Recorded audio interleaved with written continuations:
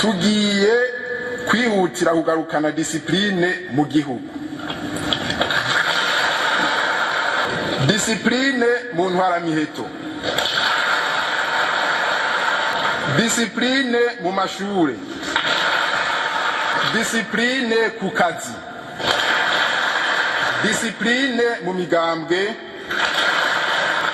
discipline mu ntwaro, discipline mu Burundi bwose. Abarundi bubahane, bubahe amategeko, bayoboke imirimo yose kwiterambere. Ntarundi rukiza rw'Uburundi atari imirimo, ubutungane n'ukubahiriza agateka zina muntu.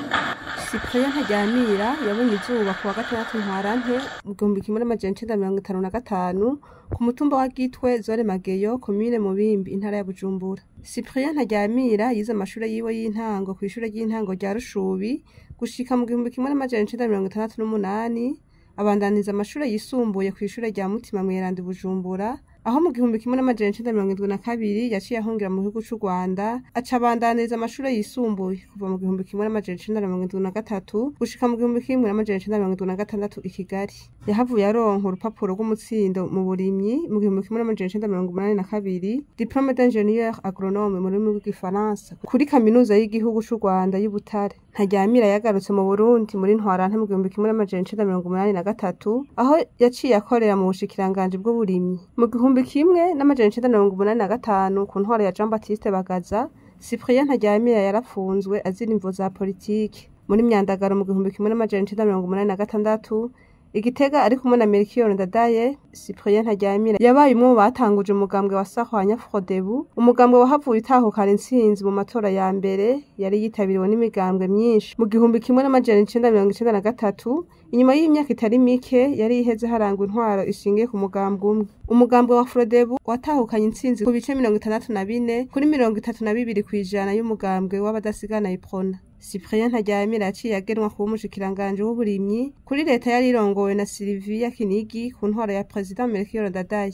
Igandagurwa rya Melchior Ndadaye muri Gitugutu mu 1993 ryabaye intandaro y'intambara yaciye ikurikira ishingiye ku moko. NTARYAMIRA yahavuye atorwa n'inama nshingamateka ngo abe umukuru w'igihugu cy'u Burundi, aho yaciye ashikira ayo mabanga ku wa 5 Ruhuhuma 1994. Ku ntwaro yiwe yaranzwe n'ishaka ryo gushira ingufu mu gutorera umuti indyane n'amatati ashingiye ku moko yarangwa mu Burundi kugira intambara ishobore gucureha, maze agahamagarira Abarundi bose kugira discipline kuva ku muto gushika ku mukuru, haba mu bisata vya leta eka ndetse no mu vy'abikorera utwabo, maze ahamagarira Abarundi guhindura ingendo. Uburundi ni umurima w'isangi twasangijwe n'Imana.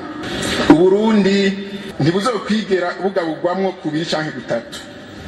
Abarundi bose nibasubire hamwe, bafatane mu nda mu kugarukana amahoro, mu kubogora umutekano, igihugu cacu gisubire kunaga.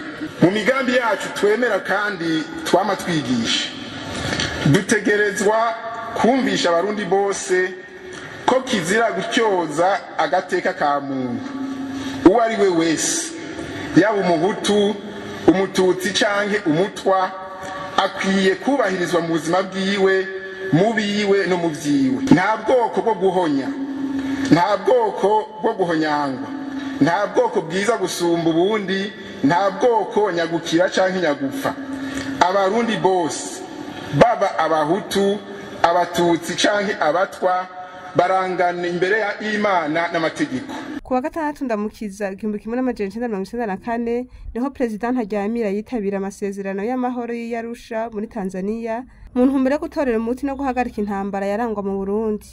Yamara President Cyprien NTARYAMIRA yahavuye asanda abagandaguwe inyuma y'amezi 2 gusa ari ku butegetsi, mu gihe yaravuye mu iyo nama y'Arusha ku wa gatandatu Ndamukiza 1994 inyuma y'aho indege yari imureruye ari kumwe na President w'u Rwanda Juvenal Habyarimana irasiwe mu kirere cy'u Rwanda.